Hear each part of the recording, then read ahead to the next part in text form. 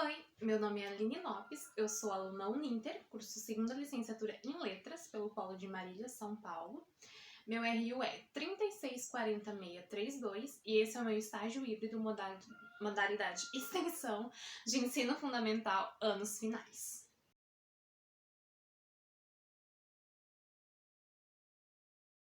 Bom, esse é o quarto vídeo, tá?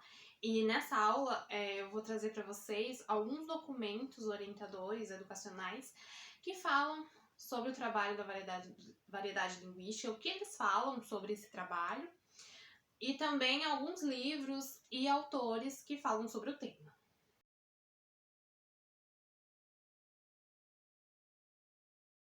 Bom, vamos começar aqui com os PCNs, né? Com o PCN de língua portuguesa. Os parâmetros curriculares nacionais foram elaborados procurando, de um lado, respeitar as diversidades regionais, culturais, políticas existentes no país e, por outro, considerar a necessidade de construir referências nacionais comuns ao processo educativo em todas as regiões brasileiras. Com isso, pretende-se criar condições nas escolas que permitam aos nossos jovens ter acesso ao conjunto de conhecimento socialmente elaborados e reconhecidos como necessários ao exercício da cidadania. Bom, no PCN de língua portuguesa, a gente pode ver, a partir da página 81, o que ele fala sobre esse trabalho com a variedade linguística. Lembrando que o PCN é um documento de 1998, tá? E mesmo com o surgimento da BNCC, ela não anula os PCNs, eles continuam valendo como documentos orientadores. Então, a partir da página 81, ela diz o seguinte: a língua portuguesa é uma unidade composta de muitas variedades. O aluno, ao entrar na escola, já sabe pelo menos uma dessas. Aquela que aprendeu pelo fato de estar inserido em uma comunidade de falantes. Certamente, ele é capaz de perceber que as formas da língua apresentam variação e que determinadas expressões ou modos de dizer podem ser apropriados para certas circunstâncias, mas não para outras. Sabe, por exemplo, que existem formas mais ou menos delicadas de se dirigir a alguém, falas mais cuidadas e refletidas, falas cerimoniosas. Pode ser que saiba, inclusive, que certos falares são discriminados e, eventualmente, até ter vivido essa experiência. Frente aos fenômenos da variação, não basta somente uma mudança de atitudes. A escola precisa cuidar para que não se reproduza em seu espaço a discriminação linguística. Desse modo, não pode tratar as variedades linguísticas que mais se afastam dos padrões estabelecidos pela gramática tradicional e das formas diferentes daquela que se fixam na escrita, como se fossem desvios ou incorreções. E não apenas por uma questão metodológica. É enorme a gama de variação e, em função dos usos e das mesclas constantes, não é tarefa simples dizer qual é a forma padrão. Efetivamente, os padrões também são variados e dependem das situações de uso. Além disso, os padrões próprios da tradição escrita não são os mesmos que os padrões de uso oral, ainda que haja situações de fala orientadas pela escrita. A discriminação em algumas variedades linguísticas tratadas de modo preconceituoso e anticientífico expressa os próprios conflitos existentes no interior da sociedade. Por isso mesmo, o preconceito linguístico, como qualquer outro preconceito, resulta de avaliações subjetivas dos grupos sociais e deve ser combatido com vigor e energia. É importante que o aluno, ao aprender novas formas linguísticas, particularmente a escrita e o padrão de oralidade mais formal orientado pela gramática tradicional, entenda que todas as variedades linguísticas são legítimas e próprias da história e da cultura humana. Para isso, o estudo da variação cumpre papel fundamental na formação da consciência linguística e no desenvolvimento da competência exclusiva do aluno. devendo estar sistematicamente presente nas atividades de língua portuguesa. O PCN também traz algumas propostas de atividades que permitem explorar mais intensamente as questões da variação linguística. São elas: transcrição de textos orais gravados em vídeo ou cassete, para permitir identificação dos recursos linguísticos próprios da fala. Edição de textos orais para apresentação, em gênero da modalidade escrita, para permitir que o aluno possa perceber algumas das diferenças entre a fala e a escrita. Análise da força expressiva da linguagem popular na comunicação cotidiana, na mídia e nas artes, analisando depoimentos, filmes, peças de teatro, novelas televisivas, música popular, romances e poemas. Levantamento das marcas de variação linguística ligadas a gênero, gerações, grupos profissionais, classe social e área de conhecimento, por meio da comparação de textos que tratem de um mesmo assunto para públicos com características diferentes. Elaboração de textos procurando incorporar na redação traços da linguagem de grupos específicos. Estudo de textos em função da área de conhecimento, identificando jargões próprios da atividade em análise. Comparação de textos sobre o mesmo tema veiculados em diferentes publicações. Por exemplo, uma matéria sobre meio ambiente para uma revista de divulgação científica e outra para o suplemento infantil. Comparação entre textos sobre o mesmo tema, produzidos em épocas diferentes. Comparação de duas traduções de um mesmo texto original, analisando as escolhas estilísticas feitas pelos tradutores. Comparação entre um texto original e uma versão adaptada do mesmo texto, analisando as mudanças produzidas. Comparação de textos de um mesmo autor, produzido em condições diferentes. Um artigo para uma revista acadêmica e outro para uma revista de vulgarização científica. Análise de fatos de variação presentes nos textos dos alunos. Análise e discussão de textos de publicidade ou da imprensa que veiculem qualquer tipo de preconceito linguístico. Análise comparativa entre registro da fala ou da escrita e os preceitos normativos estabelecidos pela gramática tradicional.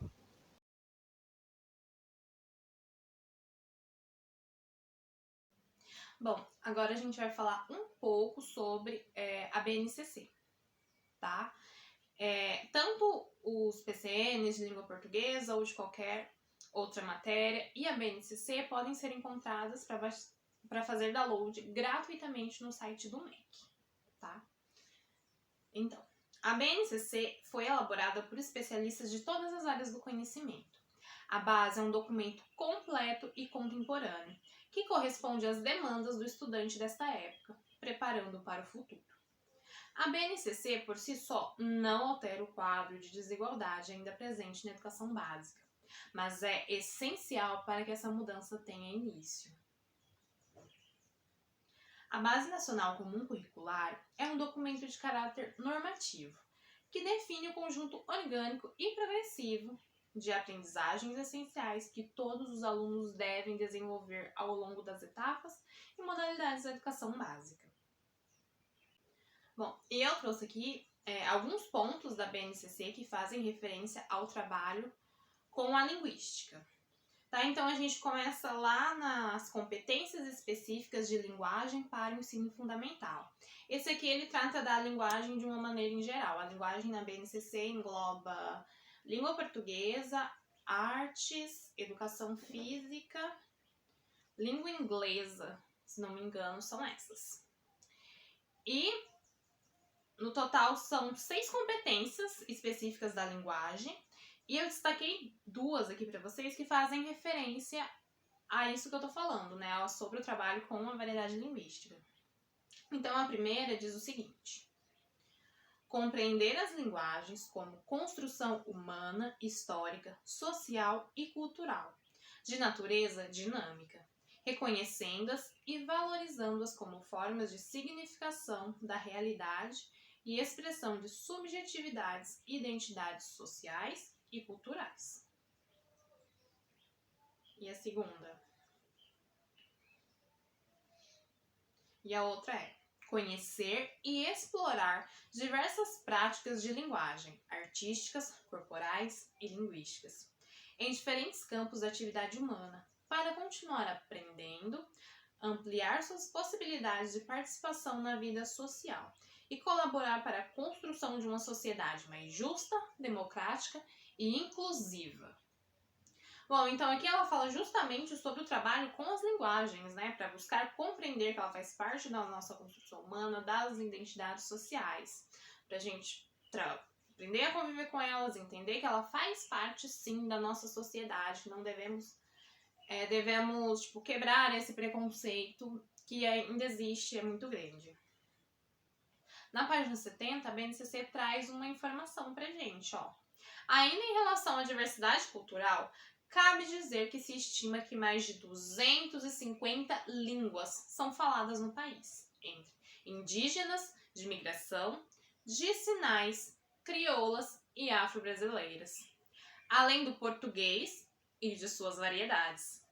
Esse patrimônio cultural e linguístico é desconhecido por grande parte da população brasileira.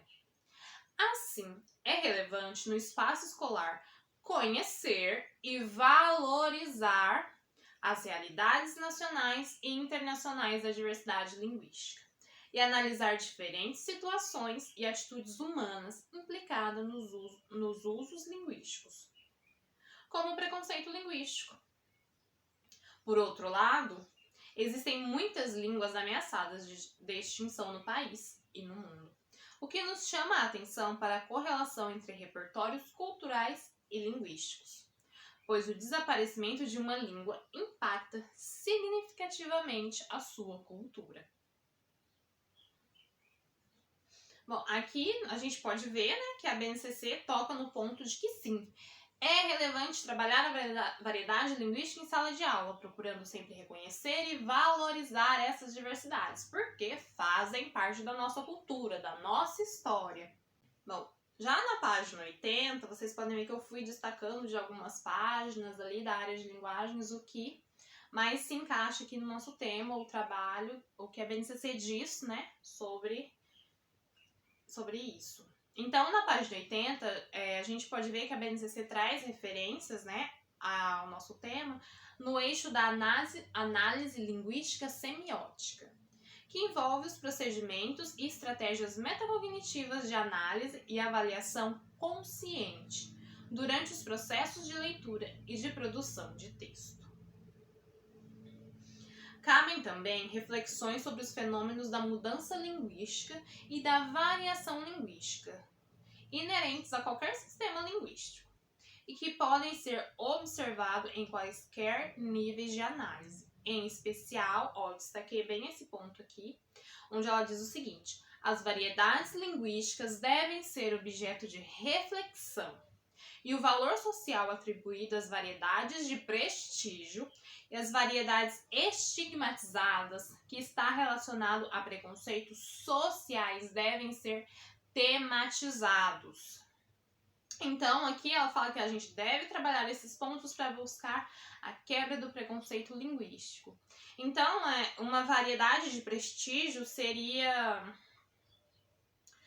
você ver uma pessoa que você considera culta e ela fala um termo, uma palavra que você não conhece, ela pode estar falando errado, mas por ela ser uma pessoa que você acha que é culta, digamos assim, você acha que ela está falando certo. E você vê uma pessoa mais simples, uma pessoa que não teve muito estudo e fala uma palavra que você não conhece, você já porque você tem aí esse preconceito, às vezes até inconscientemente dentro de si, porque não foi trabalhado, você acha que ela, por ser uma pessoa simples, não tem muito contato aí com algumas coisas, ela está falando essa palavra errado. Um exemplo de palavra que eu posso falar aqui é a palavra usufruir. Pensando assim, para quem não tem muito contato com essa palavra, pensa que usufruir é errado. Porque a gente tem, querendo ou não, a gente tem esse preconceito assim com o R, né? Então a gente acaba pensando que a palavra certa seria usufruir. Não é? Então é basicamente isso, né? Variedade linguística. Página 83, BNCC. Conhecer algumas das variedades linguísticas do português do Brasil e suas diferenças fonológicas, prosódicas, lexicais e sintáticas, avaliando seus efeitos semânticos. Discutir no fenômeno da variação linguística, variedades prestigiadas e estigmatizadas, e o preconceito linguístico que a cerca, questionando suas bases de maneira crítica.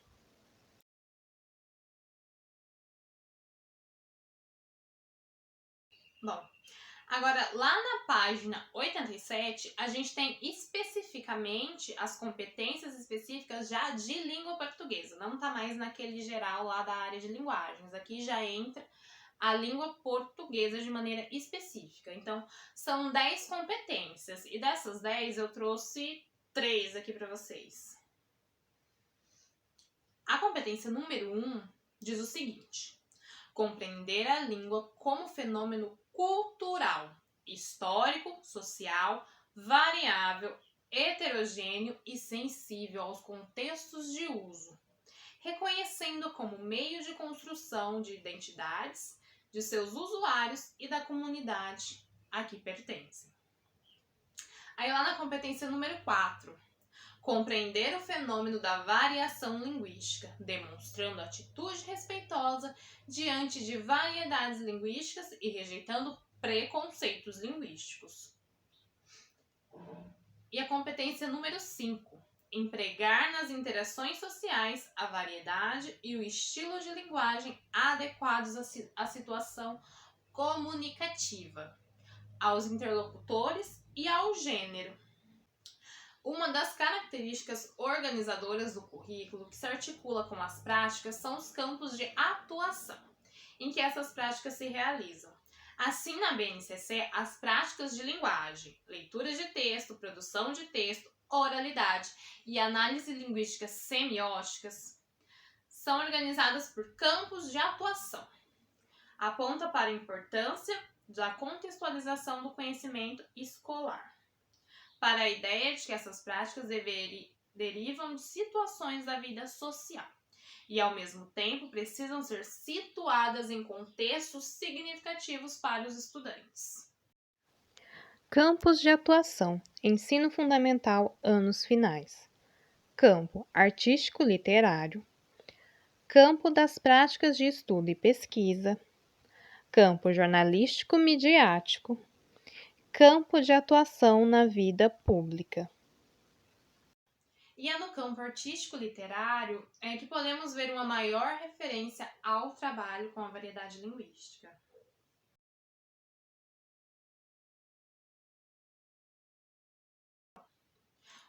O campo artístico-literário diz o seguinte: o que está em jogo neste campo é possibilitar às crianças, adolescentes e jovens dos anos finais do ensino fundamental o contato com as manifestações artísticas e produções culturais em geral, e com a arte literária em especial, e oferecer as condições para que eles possam compreendê-las e fruí-las de maneira significativa e gradativamente crítica.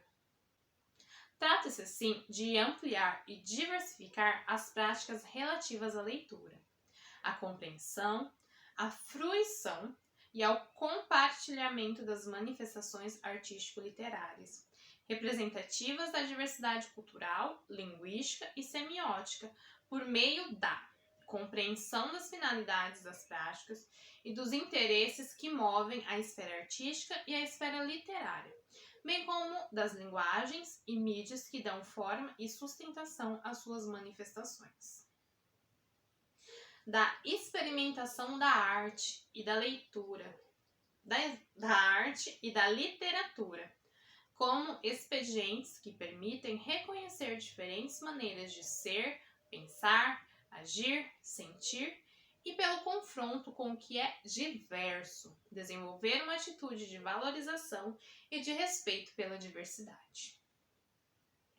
Do desenvolvimento de habilidades que garantam a compreensão, a apreciação, a produção e o compartilhamento de textos dos diversos gêneros em diferentes mídias que circulam nas esferas literária e artística. Para que a experiência da literatura e da arte em geral possa alcançar seu potencial transformador e humanizador, é preciso promover a formação de um leitor que não apenas compreenda os sentidos do texto, mas também que seja capaz de fruí-los. Um sujeito que desenvolve critérios de escolha e preferências por autores, estilos, gêneros e que compartilha impressões e críticas com outros leitores fruidores.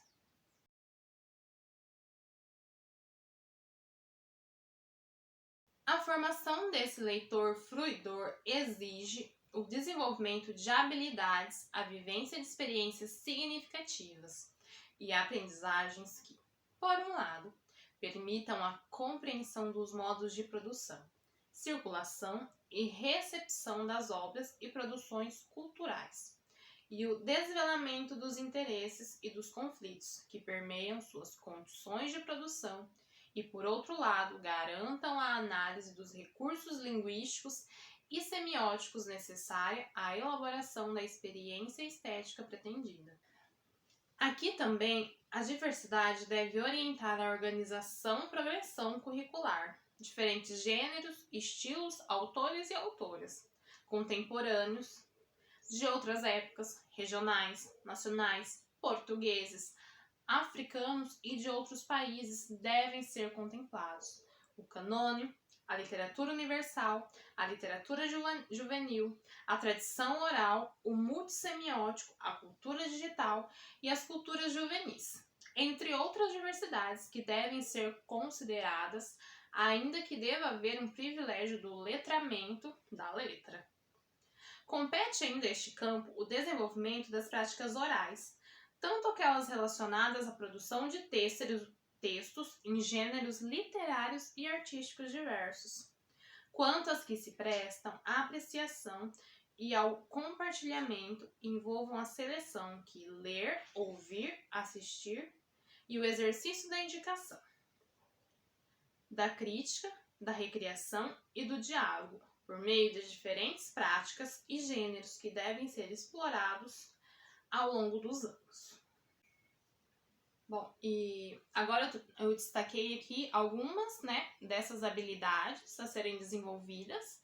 No ensino fundamental são várias, vocês podem encontrar todas lá na BNCC, mas eu destaquei aqui algumas, que vão do 6º ao 9º ano, tá? Mas tem lá todas especificadinhas certinhas na BNCC, tá? Elaborar texto teatral.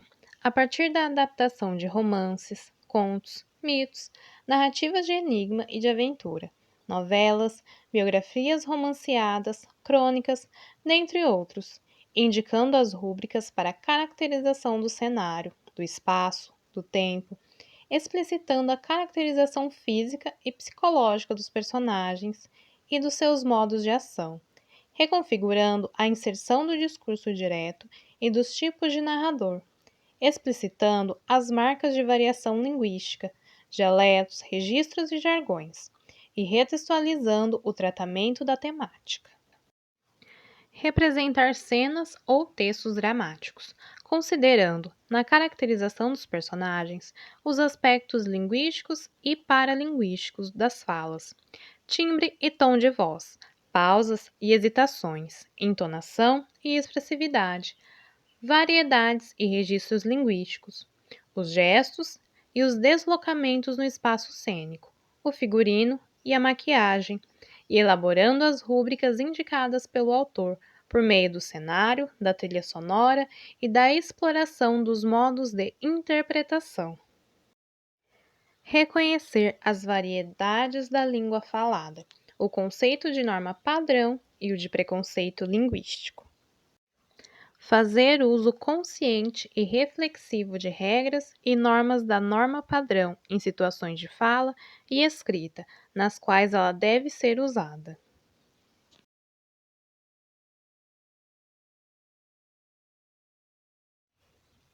O livro Introdução à Sociolinguística, o tratamento da variação, aborda as diferentes dimensões da sociolinguística quantitativa.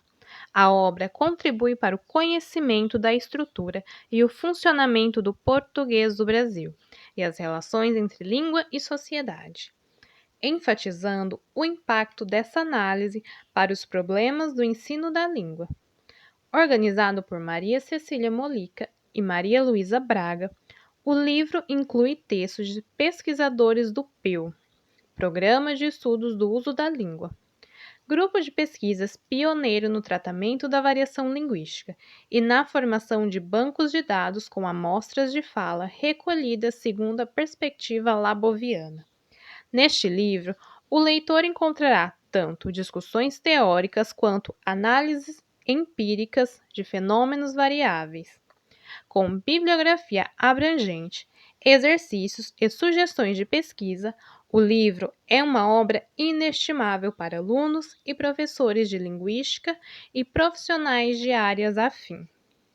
Bom, e desse livro eu destaquei um trecho aqui para vocês, que diz o seguinte: os sociolinguísticas têm se voltado para a análise dessas situações, e o preconceito linguístico tem sido um ponto muito debatido na área, pois ainda predominam as práticas pedagógicas assentadas em diretrizes maniqueístas, do tipo certo e errado, tomando-se como referência o padrão culto.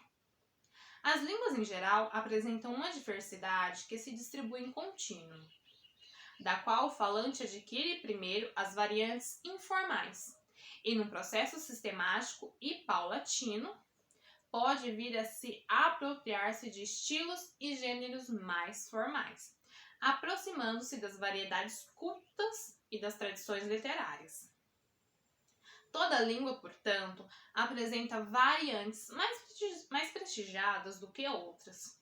Os estudos sociolinguísticos oferecem valiosa contribuição no sentido de destruir preconceitos linguísticos e de relativizar a noção de erro, ao buscar defender o padrão real que a escola, por exemplo, procura desqualificar e banir como expressão linguística, natural e legítima.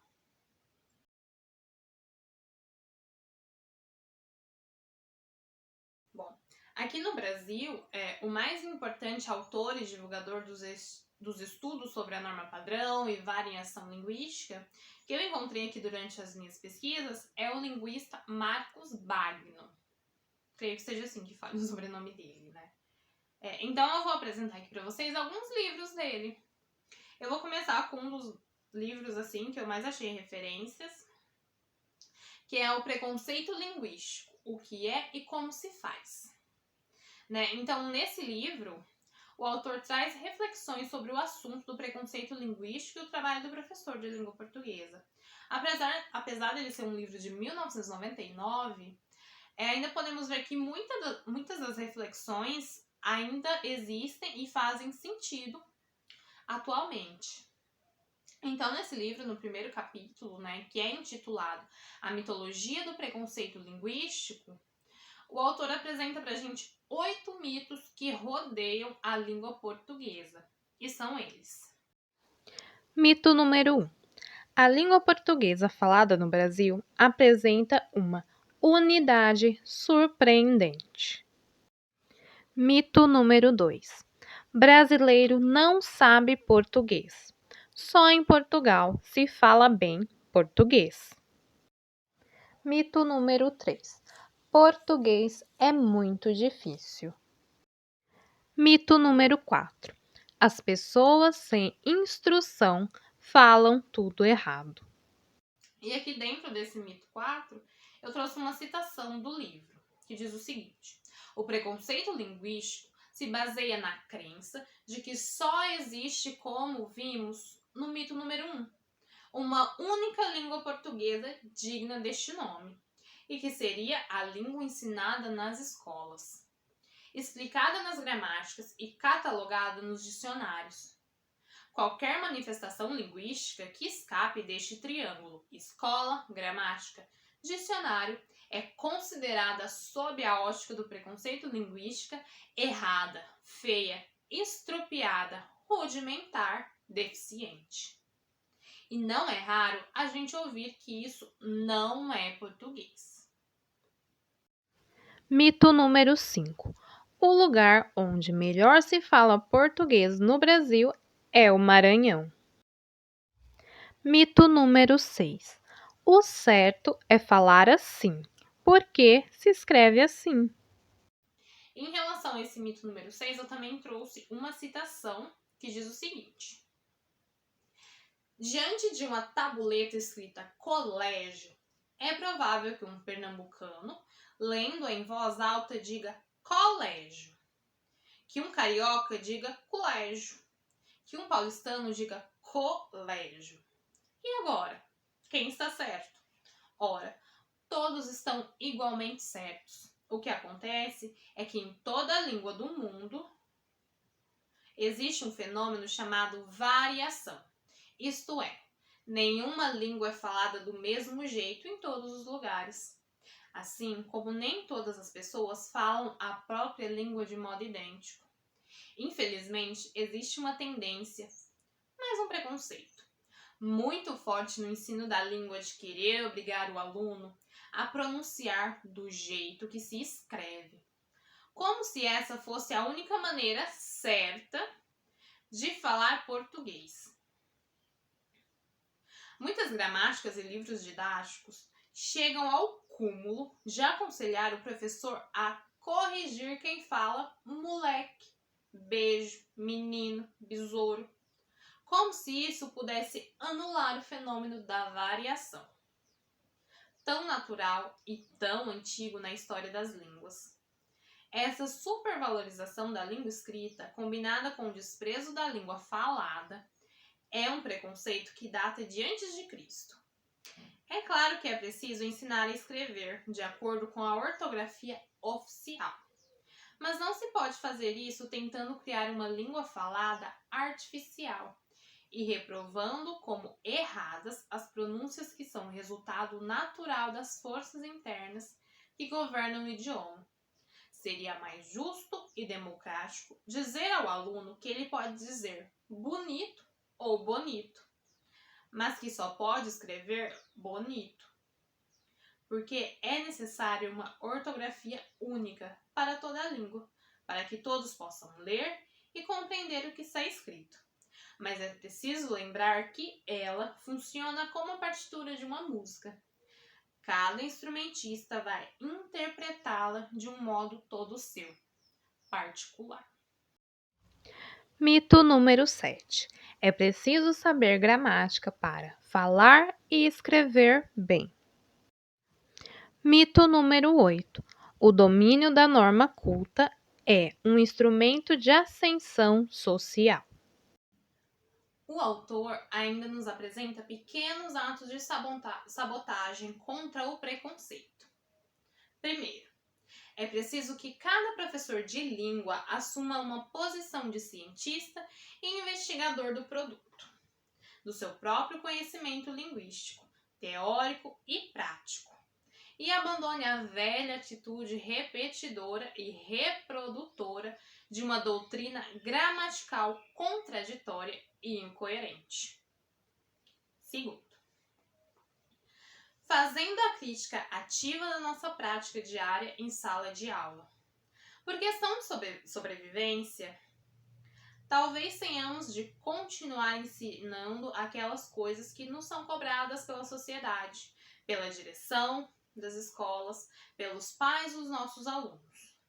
Mas podemos ensinar essas coisas criticando-as ao mesmo tempo e deixando-as bem claro que aquilo ali não é tudo o que se pode saber a respeito da língua, que há 1 milhão de outras coisas muito mais interessantes e gostosas para descobrir no universo da linguagem. Terceira, diante das cobranças de pais, diretores ou donos de escola, mostrar que as ciências todas evoluem e que a ciência da linguagem também evolui. Que as mentalidades mudam e que as posturas do próprio Ministério da Educação hoje são outras. Não se pode negar que os PCNs representam um grande avanço para a renovação do ensino da língua portuguesa. Vamos tentar adquirir, copiar, ter sempre à mão esses parâmetros para nos defender das pessoas que nos cobram um ensino à moda antiga. Olha aqui, ó. O Ministério da Educação está dizendo que a gente deve ensinar de uma maneira diferente, nova, atualizada. Ou você quer que seu filho continue aprendendo coisas que não servem para mais nada? Quarto, e como quarto e último ponto, o autor fala sobre assumir uma nova postura, usando como matéria de reflexão as seguintes noções, que ele chamou de 10 cisões, porque representam o fato, uma cisão, um corte do cordão umbilical, que sempre nos prendeu às velhas doutrinas gramaticais. E, ao fim dessas 10 cisões, tem um símbolo de infinito, que é um convite a quem quiser acrescentar outras cisões.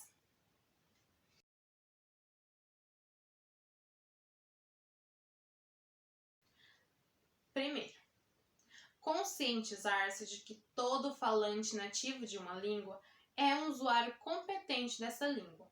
Por isso, ele sabe essa língua. Entre os 3 e 4 anos de idade, uma criança já domina integralmente a gramática de sua língua. Sendo assim, aceitar a ideia de que não existe erro de português. Existem diferenças de uso ou alternativas de uso em relação à regra única proposta pela gramática normativa. 3. Não confundir erro de português, que afinal não existe, com simples erro de ortografia. A ortografia é artificial, ao contrário da língua, que é natural. A ortografia é uma decisão política, é imposta por decreto. Por isso, ela pode mudar e muda de uma época para outra. Em 1899, as pessoas estudavam psicologia e história do Egito. Em 1999, elas estudam psicologia e história do Egito. Línguas que não têm escrita, nem por isso deixam de ter sua gramática. 4. Reconhecer que tudo o que é gramática tradicional, chamada de erro, é na verdade um fenômeno que tem uma explicação científica, perfeitamente demonstrável. Se milhões de pessoas, cultas inclusive, estão optando por um uso que difere da regra prescrita nas gramáticas normativas, é porque há alguma regra nova sobrepondo-se à antiga. Assim, o problema está com a regra tradicional, e não com as pessoas que são falantes nativos e perfeitamente competentes de sua língua. Nada por acaso. Conscientizar-se de que toda língua muda e varia. O que hoje é visto como certo já foi erro no passado. O que hoje é considerado erro pode vir a ser perfeitamente aceito como certo no futuro de uma língua.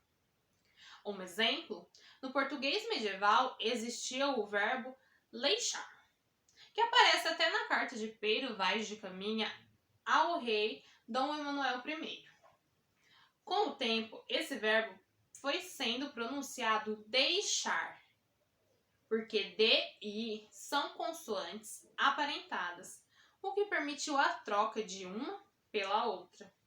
Hoje, quem pronuncia leixar vai estar cometendo um erro, muito embora essa forma seja mais próxima da origem latina, Lachai. Por isso, é bom evitar classificar algum fenômeno gramatical de erro. Ele pode ser, na verdade, um indício do que será a língua no futuro.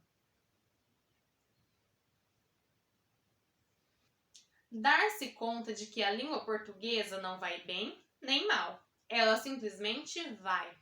Isto é, segue seu rumo, prossegue em sua evolução, em sua transformação, que não pode ser detida, a não ser com a eliminação física de todos os seus falantes. Respeitar a variedade linguística de toda e qualquer pessoa. Por isso, equivale a respeitar a integridade física e espiritual dessa pessoa como ser humano. Porque a língua permeia tudo. Ela nos constitui enquanto seres humanos. Nós somos a língua que falamos. A língua que falamos molda nosso modo de ver o mundo. E nosso modo de ver o mundo molda a língua que falamos. Para os falantes de português, por exemplo, a diferença entre ser e estar é fundamental. Eu estou infeliz é radicalmente diferente para nós de eu sou feliz. Ora, línguas como o inglês, o francês e o alemão têm um único verbo para exprimir as duas coisas. Outras, como o russo, não têm verbo nenhum, dizendo algo como assim: eu feliz. Assim, uma vez que a língua está em tudo e tudo está na língua, o professor de português é professor de tudo. Alguém já me disse que talvez por isso o professor de português devesse receber um salário igual à soma dos salários de todos os outros professores. 10.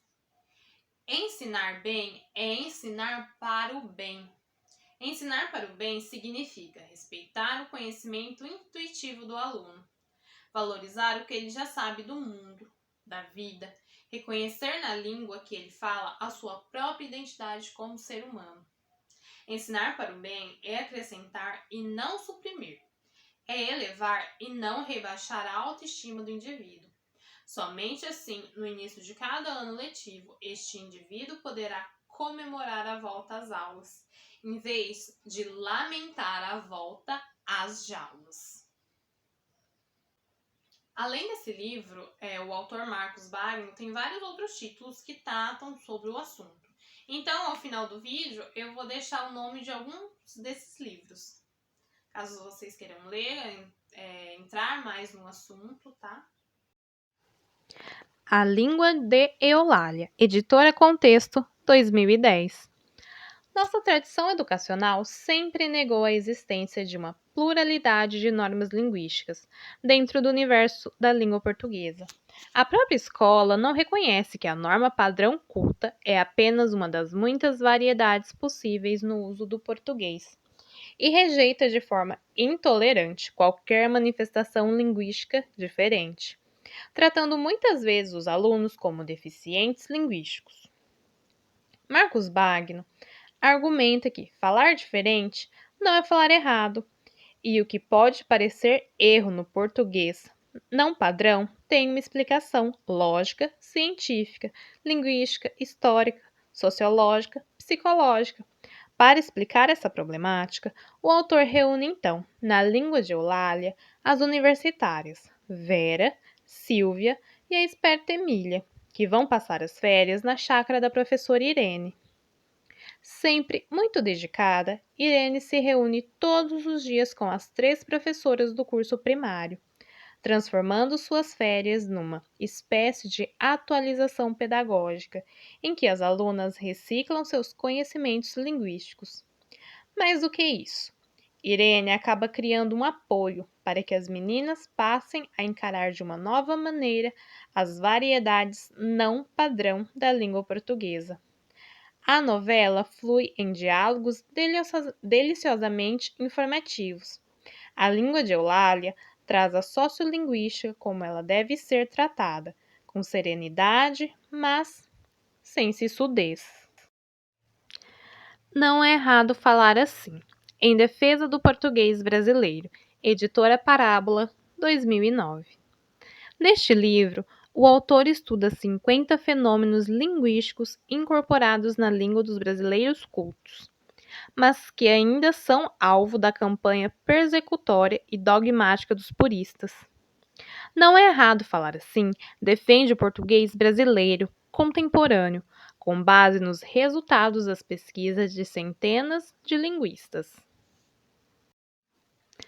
Nada na língua é por acaso. Por uma pedagogia da variação linguística. Editora Parábola, 2007. A variação linguística veio para ficar como objeto e objetivo das novas propostas de educação em língua materna. No entanto, o tratamento desse importante tema na escola e na sociedade em geral ainda deixa muito a desejar, por falta de embasamento teórico claro e de reflexões mais solidamente apoiadas nos postulados da sociolinguística e da sociologia da linguagem, as duas disciplinas que lidam com o fenômeno da variação e da mudança linguística e suas consequências sociais, culturais, políticas e pedagógicas. Nada na língua é por acaso, por uma pedagogia da variação linguística, apresenta de modo acessível e esclarecedor os fundamentos necessários para que professores em atuação e em formação, autores de material didático, gestores da educação, estudantes de letras e de pedagogia, jornalistas e comunicadores em geral, possam abordar conceitos como variação e mudança, norma padrão e norma culta, estigma e prestígio, letramento e oralidade, entre outros, de maneira consistente e sem as distorções que, infelizmente, aparecem com tanta frequência em documentos oficiais, diretrizes curriculares, livros didáticos e, principalmente, nos meios de comunicação, onde imperam noções arcaicas e pré-científicas sobre língua e linguagem, que em nada contribui para a construção de uma democracia linguística no nosso país. Além de apresentar e discutir os principais conceitos de sociolinguística, o livro propõe atividades práticas para o tratamento da variação em sala de aula, o que lhe confere um caráter assumidamente didático. Gramática Pedagógica do Português Brasileiro, editora Parábola, 2012. Essa obra pretende contribuir para a formação docente, para que as professoras e os professores de português e de outras disciplinas conheçam mais profundamente e com melhores bases teóricas o seu objeto de trabalho, o português brasileiro.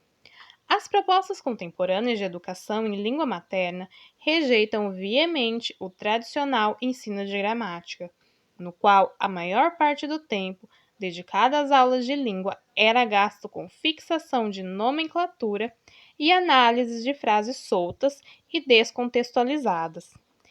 É preciso levar os aprendizes a refletir sobre a língua que usam, mas isso pode ser feito de maneira intuitiva, por meio de atividades que chamamos de epilinguísticas, sem o emprego da terminologia gramatical e sem a obsessão classificatória tradicional.